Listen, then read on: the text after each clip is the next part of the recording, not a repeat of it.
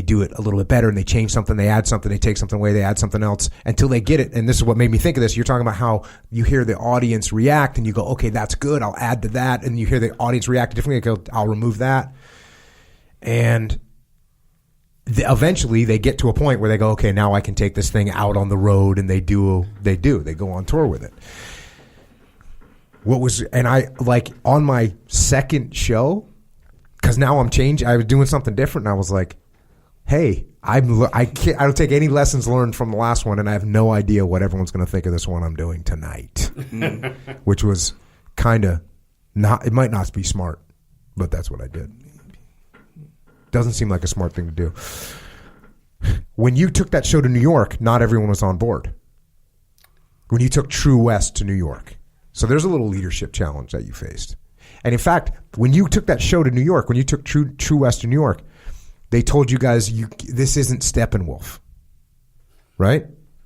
That's how it went down? Well, what happened was I wanted to move the show. And we're in this 134-seat theater where we did True West originally. And we had the opportunity to take over another theater that had more seats, that had been kind of closed down for a while. And it was sitting there waiting to be rented. And we needed to add more seats. We were building our subscribers. Our audience is getting stronger. We wanted more seats. So we wanted to go from 134 to the 220 in this building. And this David Mamet. So William H. Macy, actors like that, they started this theater company called St. Nicholas. They went bankrupt, and this building was just sitting there. And so we wanted to take it over. We had at the same time, we had the opportunity to open that new theater. We had the opportunity to move True West to New York. Most of the company said they didn't want to go to New York and do that. We had to focus on opening this new theater. I said, as an artistic director, I think we have to do both. And it was my show. I wanted to move it. I brought the producers in. John was in it. And they said, and two of the actors that were in it, there's 4 actors total. John and I were the only ones who wanted to do it. The other actors didn't want to do it and go. So I said, well, okay, we'll recast those parts in New York. Well, that didn't go over well with the theater company at all. So they said, well, if you're going to do that, then you can't call it a Steppenwolf show. And so we moved it to New York, John and I recast the other parts, and we opened the show without calling it Steppenwolf. But and there was a lot of tension between John and me and the other people in the company, and they just didn't agree with it, and we made the decision to do it. But in our bios in the program, all the credits we had were Steppenwolf. It said Gary Sinise is the artistic director of Steppenwolf Theater. John Malkovich has done all these plays at Steppenwolf in Chicago. So all the critics were reading those bios. Who are these guys from Chicago? And they read about Steppenwolf. So Steppenwolf was now getting all kinds of attention because True West ended up being a big hit. And it was a giant hit, and people were coming from all over the country, really, to see it because it was so popular. And it kind of put Steppenwolf into a more nationally recognized position. We were getting a lot of attention from the New York media, great reviews, lots of people were coming to see it, and it really turned everything around. After that, the company said, oh, that's great, let's do more in New York, and we started bringing a lot of plays to New York after that. But somebody has to be the first one to kind of go over the hill, and we did. John and I took it, and we were successful. We did okay, and we moved forward from there. You talk about kind of how you give the reviews. You guys get these great reviews. Everyone's fired up. You say this, John's performance is especially getting a lot of attention, and his star began to rise during the run. He was doing media interviews and photo sessions for magazine covers, and you say John was so powerful in the show and getting press comparing him to Marlon Brando.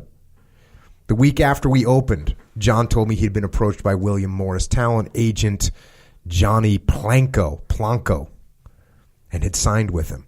But after 2 or 3 months of running the show, no agents had approached me.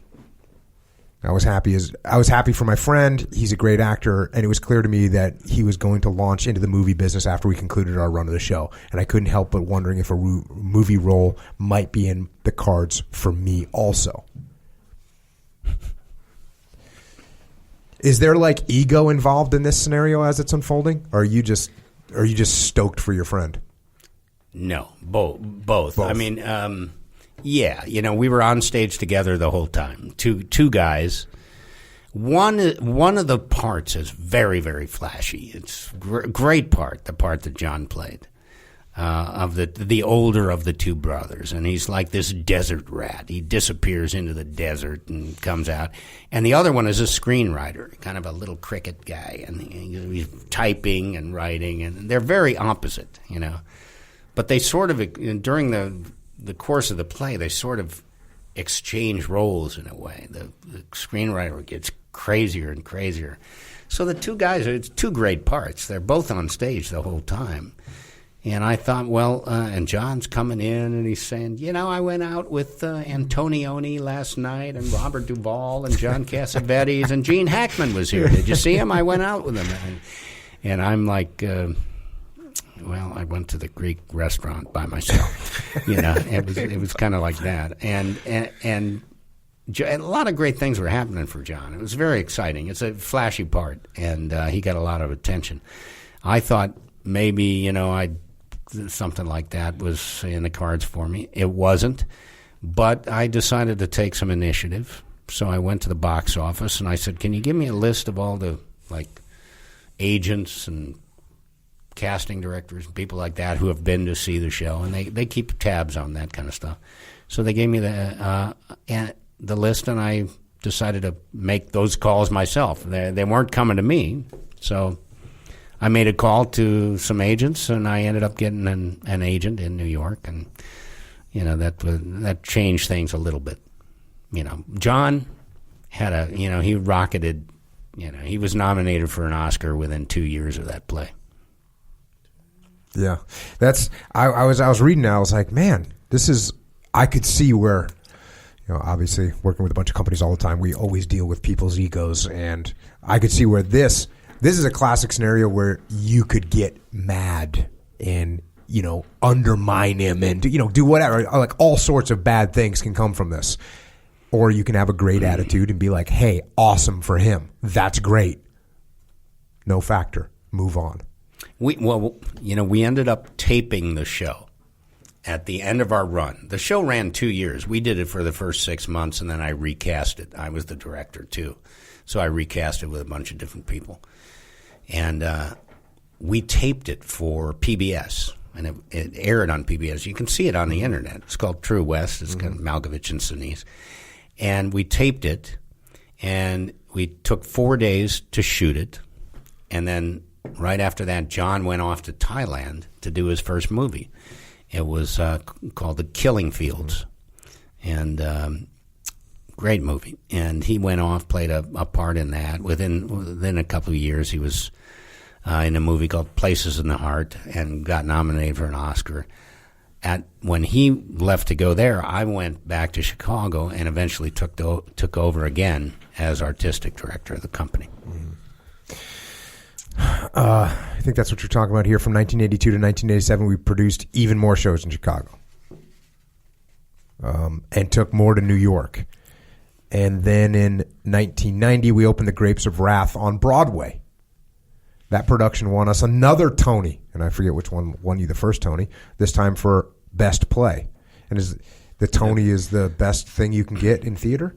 In New York, it's the big award that you can get. And the reason I say another one is in 1985, just a couple years after True West went, and we were taking other shows there, they gave us an honorary Tony Award for Best Regional Theater within a couple of years of taking True West there, and then in 1990 we won for Best Play.